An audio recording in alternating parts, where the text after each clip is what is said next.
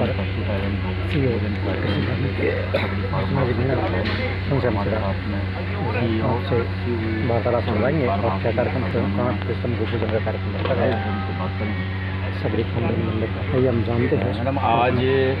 प्राण प्रतिष्ठा एवं गोपूजन का जो कार्यक्रम आपने किया है उसके बारे में। शबरी कृषि फार्म शुरू से ही किसानों के उत्थान के लिए काम करता है और अपने छोटे छोटे प्रकल्पों से एक प्रेरणादायी स्थल के रूप में सामने आया है। किस प्रकार गौ का संवर्धन करते हुए, गौ पालन करते हुए हम स्वावलंबन की ओर बढ़ सकते हैं, ग्राम आधारित उद्योगों पर किस प्रकार हम आगे बढ़ सकते हैं, इसका एक प्रेरणा के रूप में आज का कार्यक्रम है। और सभी आज के दिन आए हुए सभी बंधु और बहनें ये संकल्प लेकर जाएं, ऐसा हमारा एक संकल्प था कि सभी ये संकल्प लेकर जाएं कि हर घर में गौ का पालन हो, गौ का संवर्धन हो और गाय आधारित जो कृषि है, पशुपालन आधारित कृषि की तरफ ध्यान दें। यहाँ पर कई छोटे छोटे प्रकल्प चलते हैं, जैसे गाय के गोबर से निर्मित दिए, गाय के गोबर से निर्मित गमले, धूप बत्ती, चौक मशीन, फिर गो कास्ट होता है जो गोबर की लकड़ी बनती है, उसकी 2 मशीनों पे काम किया जाता है यहाँ पर, ताकि पर्यावरण का हम रक्षण कर सकें। और इसके साथ में हमने कुछ स्वयं सहायता समूहों को जोड़ा है कि स्वयं सहायता समूह से 3 से 5 या 10 महिलाएं यहाँ आती हैं और 3 दिन की ट्रेनिंग प्राप्त करती हैं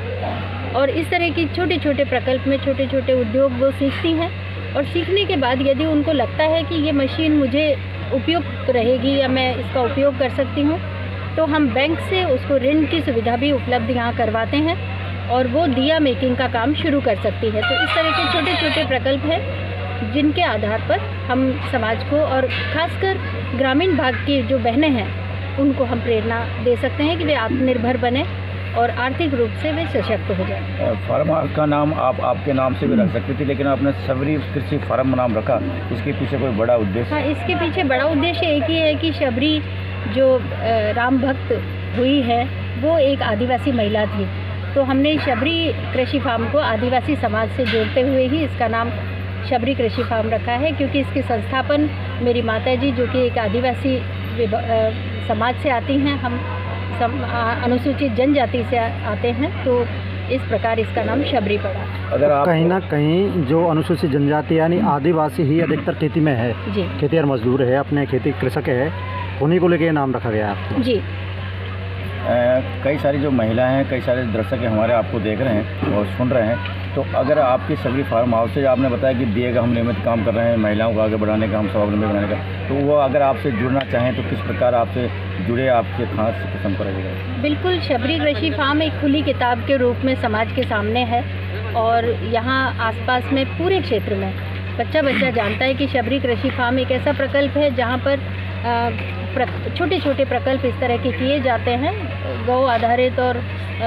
गाय और भैंस के गोबर पे आधारित काम यहाँ पे किया जाता है, चाहे वो पेस्टिसाइड हो, चाहे वो वर्मी कंपोस्ट हो, चाहे वो कृषि से संबंधित जैविक खेती हो,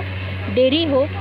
तो इस तरह से सभी लोग आते हैं यहाँ दिन भर, सुबह से लेकर शाम तक, चाहे वो किसी भी क्षेत्र के लोग हों। 50 से 100 लोग हर दिन विजिट करते हैं और विज़िट करके वो किसी भी रूप में आए, लेकिन मुझे पता नहीं क्यों ऐसा मेरे को महसूस होता है कि वे चाहे 5% ही उसका अनुकरण करते हों, लेकिन अवश्य करते हैं। तो यही हमारा गाँव में अगर हम देखें तो अपने गाँव की बात देखें तो गाँव में 2-2, 3-4 मवेशी हर घर में मिल जाएंगे, लेकिन उसका गोबर को वो या तो बाहर फेंक देते हैं या नष्ट कर देते हैं। आज के ज़माने में खाद बीजों पर इतना आधारित हो चुकी है कि गोबर को भी वो खेतों में नहीं डाल पाते हैं, तो अगर आपसे यहाँ संपर्क करके तो वो कहीं एक आय का स्रोत पैदा कर सकते हैं। जी बिल्कुल, बिल्कुल कर सकते हैं।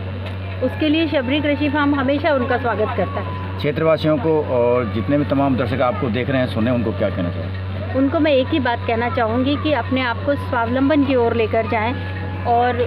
सभी से एक ही बात कहना चाहूँगी कि स्वरोजगार और उद्यमिता यदि हम अपनाएंगे तभी हमारा विकास संभव है और हमारा आर्थिक एक परमानेंसी की तरफ हम जा सकते हैं।